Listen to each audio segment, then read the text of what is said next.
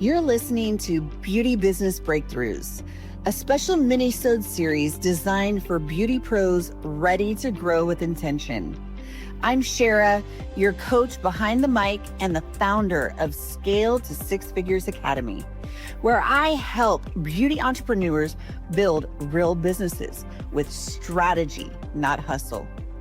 This series is part of my mission to spotlight the real challenges beauty pros face and the mindset and systems that actually move them forward. These mini-sodes are pulled straight from live hot seat coaching sessions with my students. Continuing the conversation around building a sustainable, profitable beauty business, today's episode gives you a front row seat to real transformations. This is a behind-the-scenes look into the kind of impact-driven content we're building to educate, empower, and elevate beauty entrepreneurs. Let's get into it. I feel like one of my pain points is social media. Okay. I don't know, just having content that draws people in, or maybe not even just people, but like the right people, the kind of customers that are the clients that you want to draw in. What would be a good advice for you, especially for me, since I'm just getting started? We'll build that as quick as I can. Okay. Yeah. I know in today's social media world, it's all about, I grew 100,000 followers in 30 days and all of those kind of things. And I remember talking with my mentor a few months back, and she had told me she has under 10,000 followers. And she had told me that she's had the same amount of followers for 5 years. And I was like, wow, because she was actually like giving me kudos on my social media growth. And so I say that to say that building fast is not as important as building it and attracting the right followers, because you can post something and it goes viral. Okay. Who the F cares if it goes viral? Because that may go viral to people that are not going to be, one, your ideal client avatar, and two, it's not going to bring you new followers. 3, it's not going to bring you a new client. And 4, it's not going to pay your bills. So growing fast isn't as important to me as it is that you are posting the right content to attract your ideal client avatar. Focus on identifying who your client avatar is. I will give you an example of who my client avatar is.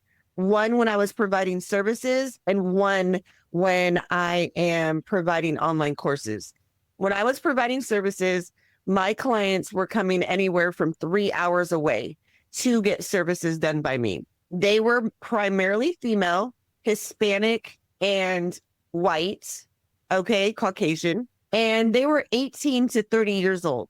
That was my ideal client avatar. Okay. Now, that doesn't mean that I wasn't people over 30. It doesn't mean that they weren't African-American or Asian or weren't men. It just means that was my target audience of people who were coming in. So that was who I needed to tailor my content for. So with me providing online courses, I now have my target audience is United States.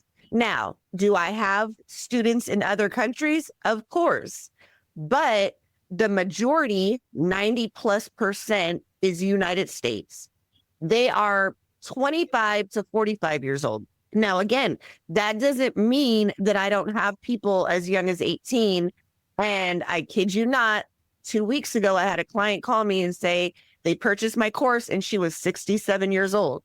So again, that doesn't mean that I don't have that range of people that, are coming. It just means that I'm going to tailor my content to my target audience.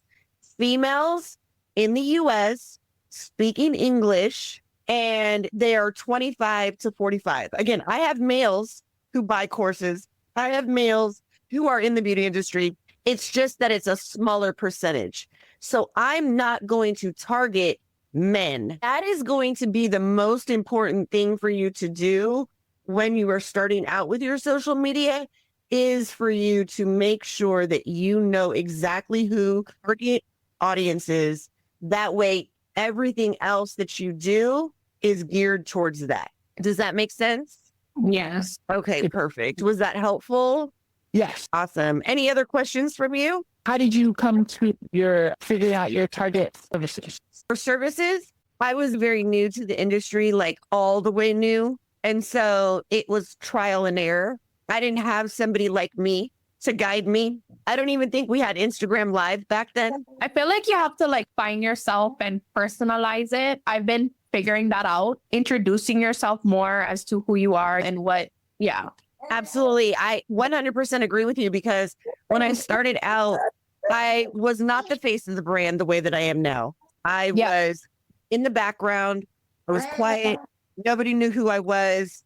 I didn't post my face. I didn't post my name, none of that. And I learned very quickly, and this is something that I work with my clients on as well, that I have to engage with people. People need to know who I am. They need to trust me. They need to build a relationship and a rapport. If you think about somebody that I always put myself in the consumer's perspective. So I'm going to sit back as a consumer, and before I do business with somebody, whether it's a beauty service, whether I'm going to hire them to do an event for me, it doesn't matter. I'm going to sit there. I'm going to follow their Instagram. I'm going to research them. I'm going to watch them for 2 months. I'm going to see how they go, make sure that they're consistent. I might even engage with them, whatever it is. But I'm going to essentially build that trust. I want to know that I can trust them if I'm coming to them, especially for a personal service like we provide our clients. If you have people watching your story, the people watching your story, I might have 60 something thousand followers, but I might only get 3,000 or 4,000 views on my story, right? Those are my people that are following me, that are watching me, that are supporting me, that are engaging with me, and so forth.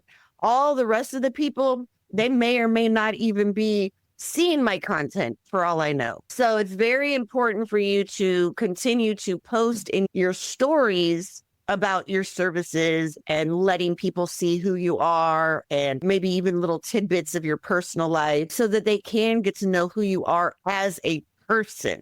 Because when I was providing services, it was in the middle of the pandemic. And I realized very quickly that these women were coming to me because they liked me. It had nothing to do with me providing this amazing service, which I did, but because they enjoyed coming to talk to me and they were getting their weekly dose of therapy. So again, much like Nicole had said, it's very important for you to build that rapport and that relationship.